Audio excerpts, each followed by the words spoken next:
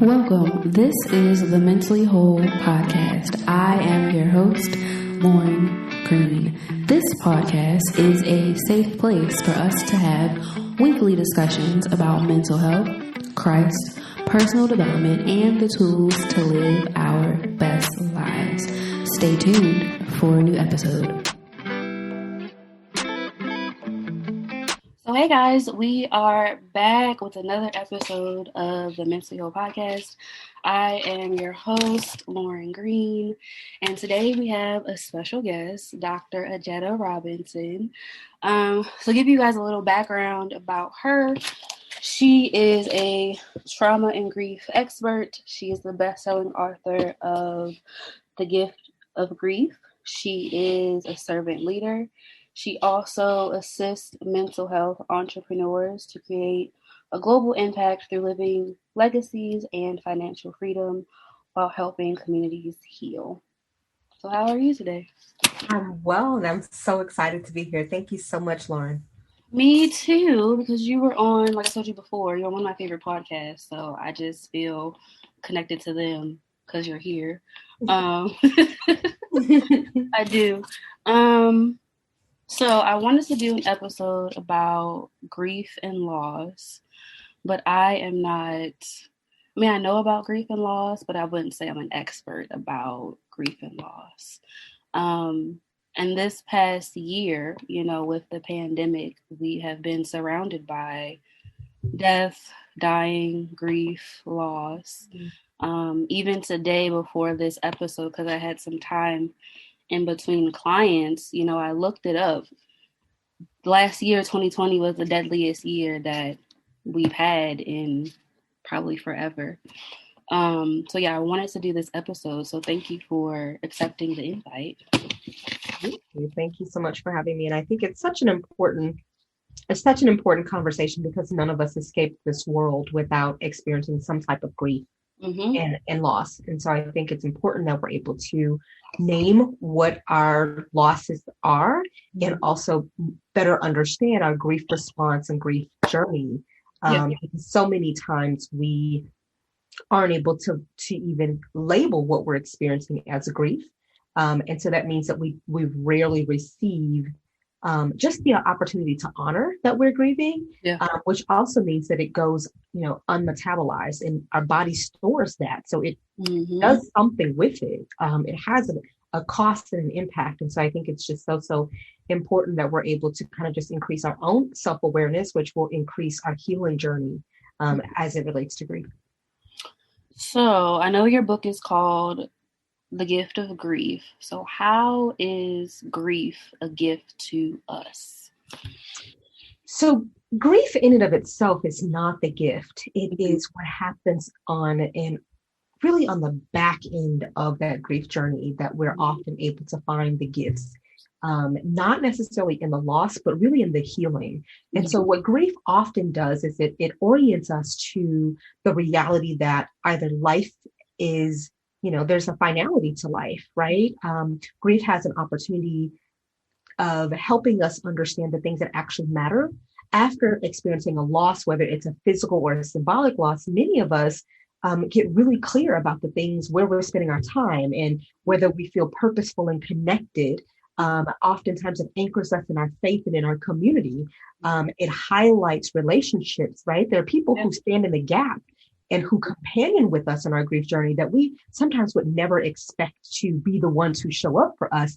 And in those experiences, we find gifts along the journey, as well as in being able to create life anew in the aftermath of grief. And so the grief itself isn't the gift, it's the opportunity and awareness that it creates where the gift truly lies. That's good. I mean, I've never thought of grief as a gift. Probably until I saw that you wrote a book about it, and I was like, how is grief a gift? Yeah. So what are some common myths about grief? A big one is related to time, and this one can be so very damaging. Many of us believe that there's a time frame regarding grief, that there's a linear process, or we talk a lot about or hear a lot about phases and stages of grief. And Mm-hmm. phases and stages impose a time limit, right? They impose this notion that, at some point we should be better at our grief, or we should be less affected by our grief. And it's fundamentally untrue. Grief is a lifelong journey. What often happens is we develop, what I like to call muscle memory to carry it. And so it may not feel as acute, but grief never really leaves us, right? And so if we think about someone that's lost a parent in early childhood, as you navigate life, these different milestones or anniversaries, that grief can feel very profound and pronounced. And sometimes we shame ourselves, or we are shamed, right?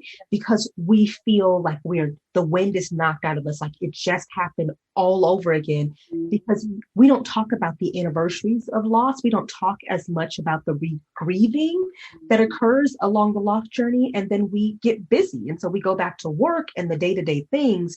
And so we impose this time frame. And so we tell ourselves that I should be better. I shouldn't be still wailing or whatever. And it's just not true. It really hurts us and those who need our support, because we think that they're okay. We stop being able to recognize what grief looks like along the lifespan. And it becomes this thing where you're grieving and then everyone goes back to work and goes back to business as usual. And we feel abandoned, right? And so that's one of the biggest myths that I find myself disrupting over and over and over again, because it causes so much pain. Yeah. I guess the next one that I find myself really helping clients and just people in general unpack the wounds that are created around it, is that there's a specific way to grieve that is perhaps better than others, right? And so I want to just acknowledge that grief is universal, right? However, your grief journey is unique to you, even when you have shared losses. I give the example of when my oldest brother died. My sister and I were, 10 months apart. It's the same, person in our life. Our oldest brother died, but our responses to his death were vastly different, right? And in some cases, being a person who has expertise in grief and loss, right, was mistaken for not grieving, because my grief didn't look like hers. Her grief was very debilitating, very numbing. She was very emotionally expressive in her grief journey, whereas I looked like I was very active. I was busy, right? I was doing some of the end of life tasks that for me were about honoring his life. And so I was doing the shopping and coordinating the food, and I wasn't emotional because I was trying to be like, this was the last thing I was going to be able to do for him. I was busy, but I looked super high functioning. So I didn't look like I was as affected as my sister. Yeah. So we want to be careful that some of us might be more emotionally expressive, and some of us might be more action oriented. Oftentimes we think about the action oriented people as people with more masculine tendencies. They're more likely to go to work sooner. But part of that is about control and feeling useful and doing the things that they know how to do, because the emotions of grief can be too heavy, can feel numbing and overwhelming. And so we want to, either it's just not the way we express ourselves normally or our grief journey, but we shouldn't discount one as better, but that it is unique to the individual, right? And so I think that piece is really important, because it causes a lot of pain in families when we think that someone else isn't grieving, or when our grief expression or our grief journey isn't honored because it doesn't look like someone else's. And so those are kind of the two big ones that come up. There's a whole host of ones that we could talk about, but those are ones that I find people come in with a lot of wounding around the way that people have responded to them in light of either their grief expression or this time, right? I think the important thing about time is that certain things over time will trigger you at different times. Yes. Like one day it could be a smell, one day it could be like a piece of clothing or an item. It could be whatever, honestly. Yes. I think some of what's happening is I had a a colleague that I was speaking with, and she invited me to a talk on Clubhouse, Yeah. and it was for individuals whose mother had died. Mm-hmm. And this particular colleague, she was, one of the other speakers, expressed that, she's expecting her first child, Oh, and she got married.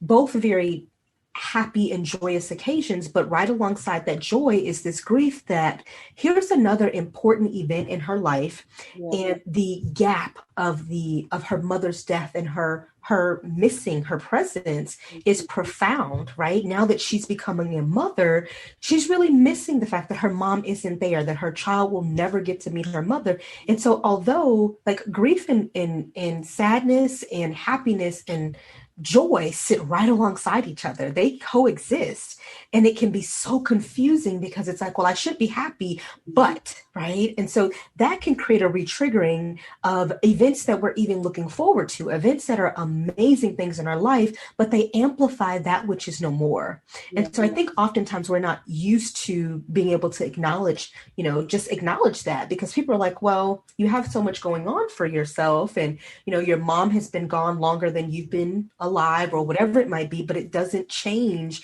the fact that that's still a loss, and it goes with us throughout the lifespan. And so I absolutely agree. Those triggers, anniversaries, life's, milestones, and those things all can make us feel like we're going back through the grief process all over again. And I just encourage anyone to listening to just give themselves permission to feel those things, to know that it's normal, but to give yourself permission to seek some support. Yeah, because even in my own life, I had to put one of my pets to sleep. Maybe like, how long was that? Maybe 4 years now, maybe? I don't know. But every time I see a picture on Facebook, because Facebook memories always get you, and I was like, oh, there's my cat. Like, I miss him. Like, it's Yeah. always the memory every time I see one of his pictures, because it was an unexpected Mm-hmm. to sleep. Yeah. So what are some types of grief? Mm-hmm. So we have kind of, before we kind of toggle into, I want to kind of share, I use the term symbolic and physical losses, Yeah. and this directly impacts the type of grief that we might experience or express. And so we often think about physical losses, so the loss of a loved one or someone due to death, right? But it could be loss of a limb or loss of a home, right? There's something physical or tangible tied to that. And those are more pronounced and acute. We recognize them, we're able to code them as losses. The symbolic losses are often the ones that occur on a day-to-day basis. That we may not code as loss. And so right now, in the middle of kind of COVID and just a variety of things that are happening, we are kind of collectively grieving, right? Loss of routine, loss of normality, some people loss of identity, loss of some of these milestone events, right? Being able to be together, loss of, again, physical and emotional safety, loss of income. All of these different types of losses are symbolic losses that are kind of these intangibles. And these are the ones that we're most likely to not code as loss, but the body doesn't know the difference. So it's still going to do the grief processing that it needs to do. And so that's really important, because so many of us are experiencing ambiguous grief, and it's grief that often is symbolic. And so because we're not able to name it, we don't grieve it properly, right? Or we don't grieve it at all because we don't code it as loss. And so what happens is that ambiguous grief that often isn't recognized or isn't sanctioned as a loss, we don't have support around it. We don't have language. And so that's one of the ones that I think gets in our way a lot, because there's no support groups, really, right? We're learning as a result of COVID and some other things that are happening to name those in a different way. But ambiguous grief is important because it is more common to be experienced because of how often the symbolic losses occur. And it's more common to, if unresolved, and if it becomes cumulative, to result in what we call frozen grief, right? Or complicated grief because of the compounded effect. So if we have cumulative symbolic losses that we do not grieve, now we have cumulative losses, right? And so our experience, perhaps as Black women in this country, we are disproportionately, exposed or likely to develop cumulative grief and cumulative trauma. And so that is really just what it says. It is the accumulation of grief, Mhm. or grief experiences that can be traumatic, Yeah. um, because of other factors, race, gender, sexuality, religion, what have you, that really disproportionately affects not only our health, our emotional wellness, physically, right, and psychologically, we can be impacted.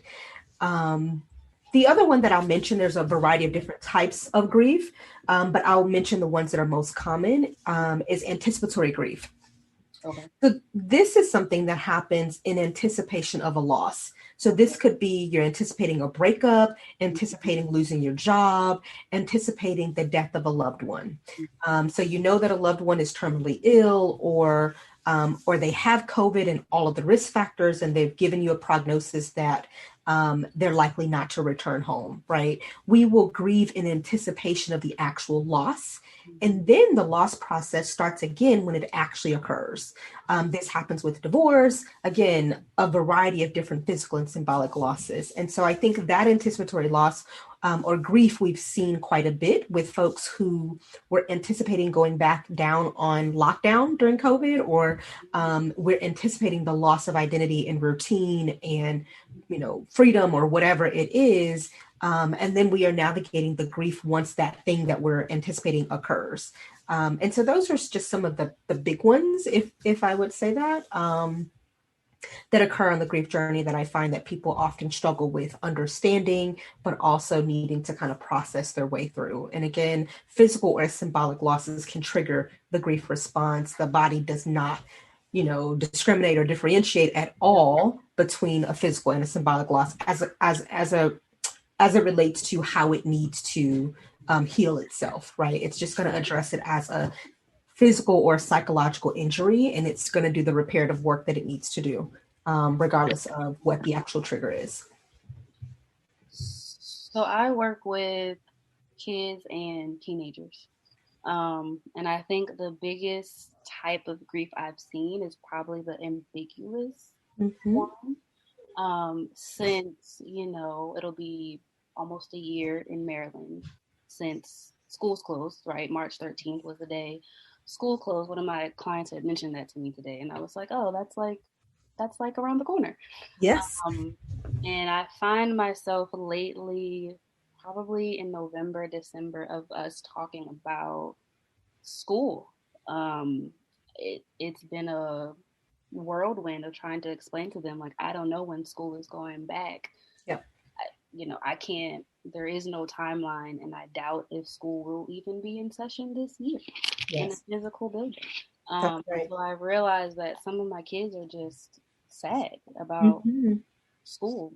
Yes. Um, It's a big part of their identity, right? That we've just expected for them to adjust to, or, I think about all the different milestone events, homecoming and graduations and just social events, sports, what have you, that they've not been able to do. But, one of the, I think, big losses that we often don't code for kids is how important it is for them to be away from their parents, right? Or their guardians, and how much of their identity development is in that differentiation that they're not having an opportunity to do, right? We know that some of the social anxiety that some kids navigate is kind of gone down, but overall, their ability to kind of navigate those social norms, they've really not had an opportunity to do in a way. And Zoom tricks us into thinking that there's connection, but the yeah. body knows the difference, right? And the other piece I think about kids, whether they're young kids or teens, is that we make the assumption, here's a big myth regarding their grief,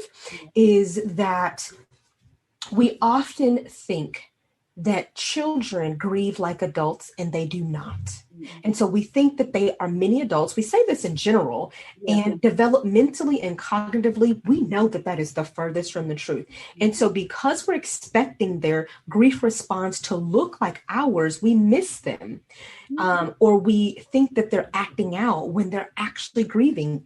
Kids' language, base language, regardless if they're adolescents or teenagers, is play. Mhm. Right. And so for a teenager, it is the change in behavior that we need to be making, paying attention to. For younger kids, it's the regression in developmental milestones, the bedwetting, the attachment Yeah. related needs. It's like, oh, they're clingy. It's like, wait a minute. let's think about what purpose that's serving, right? If they've experienced a loss of safety because one of their primary caregivers has died or is moved out of the home, they're going to reattach, right? And so they might appear to be clingy, but I always ask, what need are they trying to get met? It is purposeful, it is productive, and they rarely have the room to, or the words to express what they're needing. The behavior always tells us something if we're paying attention and put it back into the context of grief. And so almost always when I ask what transitions were happening in the family, in the school, or what have you prior to this behavior occurring, we can almost always find a physical and or sometimes they're together loss, or a primary and a secondary loss, right? That kind of go together. And that's a different approach, right? Than if we only focus on the behavior, we dishonor that child's lived experience or anyone's lived experience if we only tackle the symptom of the thing, right? And so I think that's so important for anyone either working with kids professionally or that you have access or interaction with children to really be able to understand it is not like ours at all. And that's so important. That is important because kids don't have the language that adults do. So I find myself, explaining to my parents, like, hey, they don't understand that school isn't coming back. Yes. Because it's so ingrained into their life. Yes. Get up, go to school, it's the routine. And now Yes. that it's gone, we have to deal with where we are right now. That's right. And they're so acted upon, right? We make so many decisions for them. So they're already feeling, they may feel disempowered on a regular basis, which is the reason that they're more likely to experience ambiguous loss, not only because of the loss itself might be symbolic, right? Or ambiguous in nature, but because they are disenfranchised as grievers. They're not even acknowledged as grieving, right? And so we have them experiencing ambiguous loss and disenfranchised grief because of how we treat them as grievers, which means we don't offer them the support, which means we might be critical about how they are engaging or not. We often talk about it as lack of motivation or attention issues. It's like, wait a minute here, like give some grace. Let's create some room for them to figure out how they can navigate right in this space that feels like it is constantly changing, right? Because the rules during COVID have changed quite a bit, and yet we just expect for them to like transition and get on board. And that's a lot, right? It's been a lot for us as adults. And we probably have more information or we're probably involved in the decision making. So for someone that's not involved at either of those levels, it's a lot, right? And I think for the most part, they're doing a phenomenal job, but it's still in the midst of COVID. So I want us to have realistic expectations about what we're actually expecting of them. Yeah, I think, grief is hard. And how can we recognize grief? Yeah, so I talk a lot about grief being a full body experience. And so grief is the natural response to any loss. Again, that's why it can be physical or symbolic. Something that might be a loss to me may not be a loss to you, but that doesn't change the fact that I might be grieving. And so I think one thing is to just honor the fact that the griever knows, right? The griever, it has full range and authority to code what they're experiencing as loss. I think that sometimes we notice from a kind of a physical perspective or even a cognitive perspective, we might have aches and pains in our body, right? Tightness of chest. We might have tingling of our fingers and our limbs, upset stomach, right? And so all of those pieces, migraines, difficulty concentrating, changes in energy, changes in appetite. Oftentimes we see this change in sleep pattern, either sleeping excessively or disrupted sleep, right? Insomnia has been such a big thing, and we often attribute these things to anxiety when grief is a better explanation for what's happening, right? We might see a what feels like abandonment or a struggle from a faith-based perspective, right? So feeling abandoned, feeling misunderstood, feeling like our prayers weren't answered, things like that. We also just experience, so I always would get flu-like symptoms. And so again, it is a full body experience. And so all of those different pieces can really show up. We often talk about I think the emotional side, so the sadness, the denial, the anger, that's a normal, natural part of grief, Yeah. right? The bargaining, the shock, the numbness, the anxiety, all of those are just normal responses to grief. And so I think prior to being able to understand how we're expressing our grief, we want to just be able to name it, and to name the transitions, because sometimes it's transitions, right? And so if we think about someone that's gotten, and it could be a good transition. So you get a promotion at your job and you're like, but why would I grieve that? Well, you might be moving to a new department, right? Or a new organization where you lose seniority, you lose, your coworkers, you lose your routine. It might be your commute, but you also kind of lose some kind of safety of knowing what you know, right? And now we're going into a position where there's a learning curve, and that can just challenge our sense of self and our sense of competency, and posture can show up. All of those are different responses to loss, right? Yeah. And I think all of those pieces can really help us understand what's going on for us. Yeah. Or even with, the transition from seeing people in person to telehealth, that could also be a grieving process. I mean, I know for me, I was used to getting up, going to the office, or going to my schools and seeing people, like physical people. And Mhm. then March 13th happened, and it was like, yeah, no, you're not going back to the school. Yes. You might not be back at the clinic. That's right. Yeah. I think that piece, I think that one is so interesting because I don't think as clinicians, or even just people who used to work somewhere other than home, we code that as a loss, right? Because we've just adapted, and we think about the benefits of working from home, not having to drive, whatever, but we've lost this routine, right? So particularly as a therapist who only sees clients who have grief and trauma, right? Most of my clients have cumulative grief and racial trauma. And so heavy stuff. There was a process that I don't even think I was consciously aware of unpacking my day before I got home. And now there's no separation. And I remember in the beginning feeling all of the energy of doing that Yeah. heavy lifting, and then going into the next room with my 5-year-old and him expecting mommy to be completely on.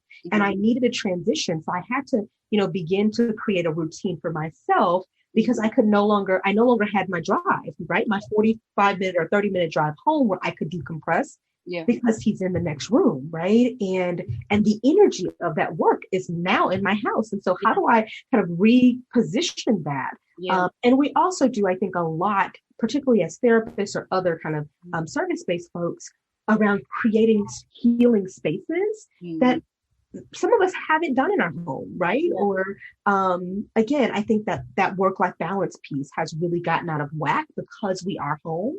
Yeah. And even those of us who aren't self-employed or working for other people, because we are always online and connected now, the boundaries that people have with respect to our time has changed, right? And so they're expecting that we're always available.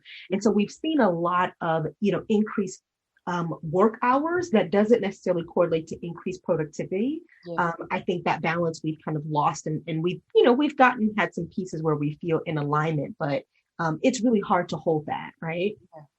It is. It's been a hard transition from seeing people in person to telehealth. Yes. Even seeing my coworkers, because I used to see coworkers like every day, all day. Yes.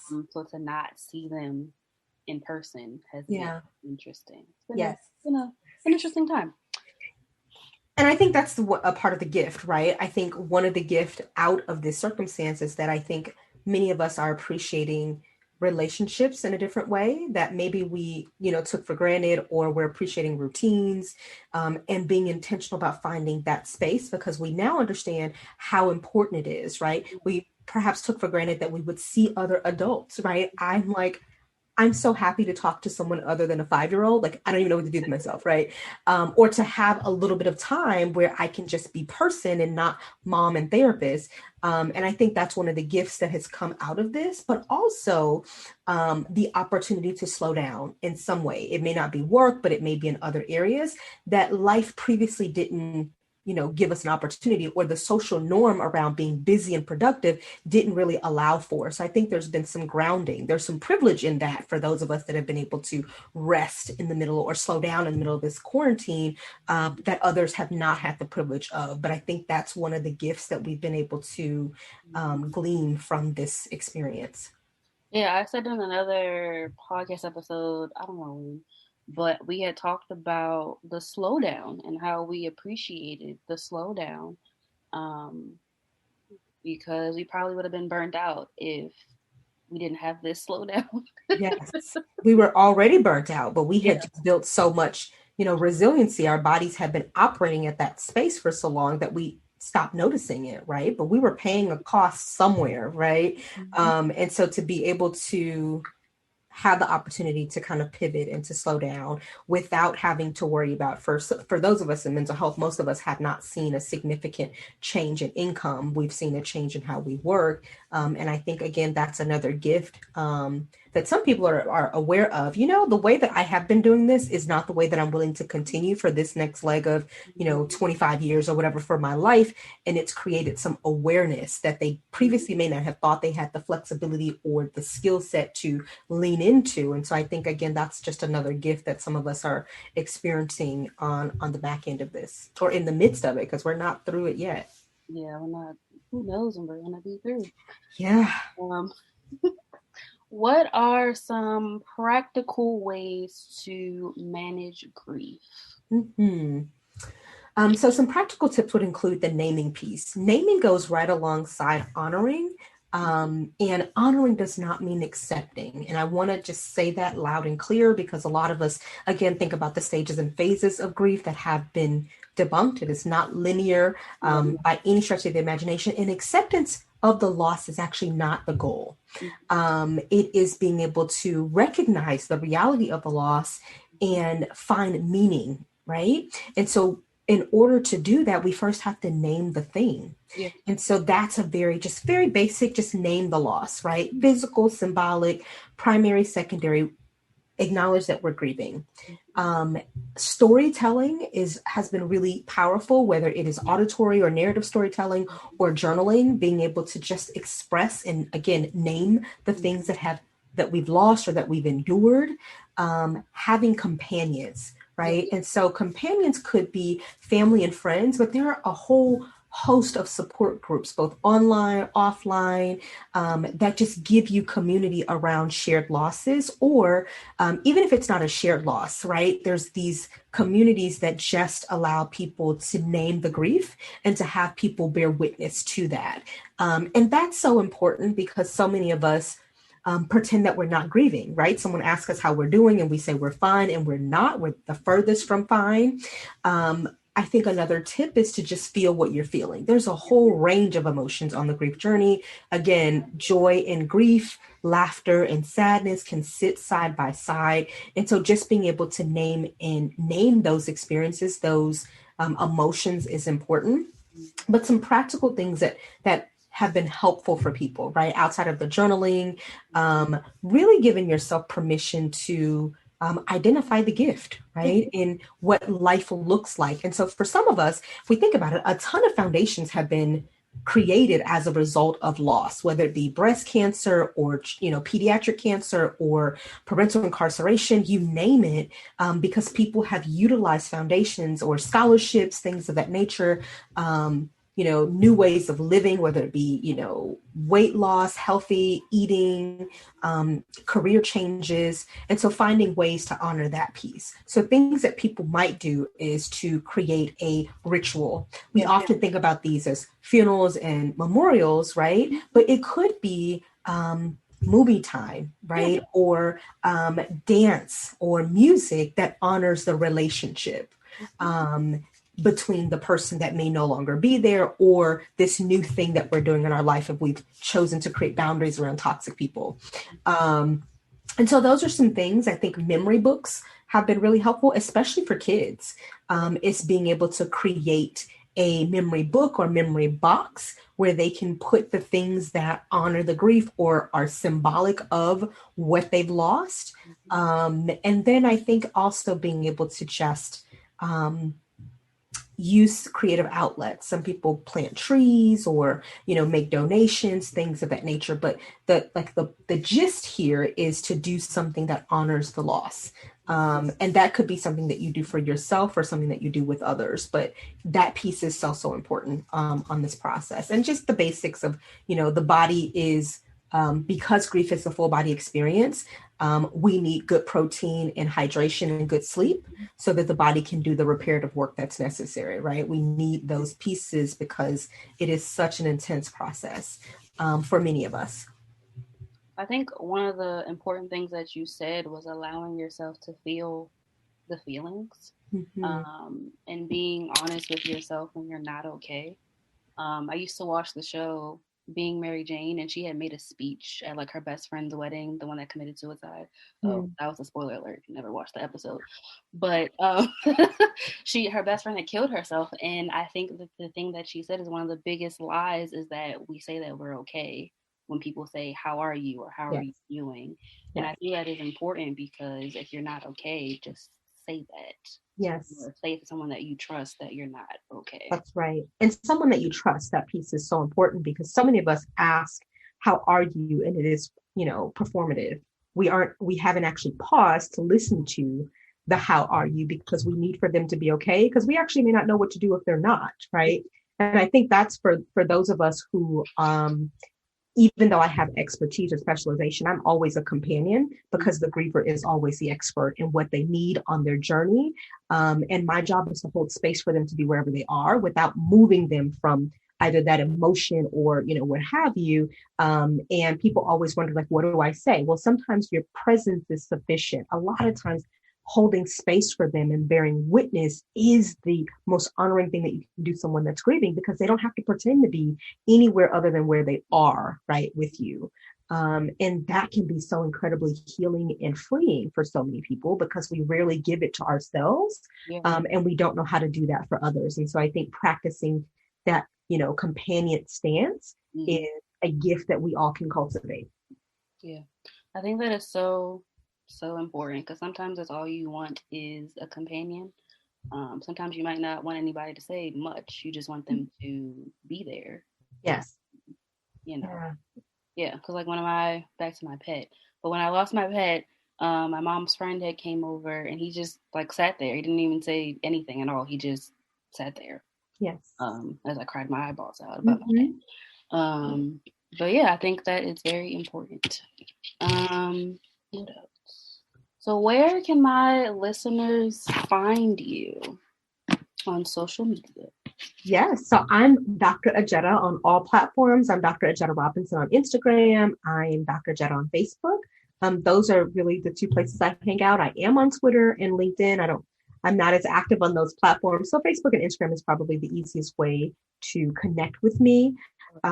Also, ajitarobinson.com has a wealth of resources, including the book. There's also a free workbook on grief there. And so those are just great places to connect and to stay in touch. Yay. So I just want to thank you for being on the show. This was a great interview. Thank you so much. And thank you so much for doing this work. It is so, so important. We know that some folks who are navigating grief and loss, they're Mm-hmm. never coming to therapy, but they need access to information so that they can be wholer and healthier. And so thank you for doing this. You're welcome. So I hope this episode blessed you guys and stay tuned for a new episode.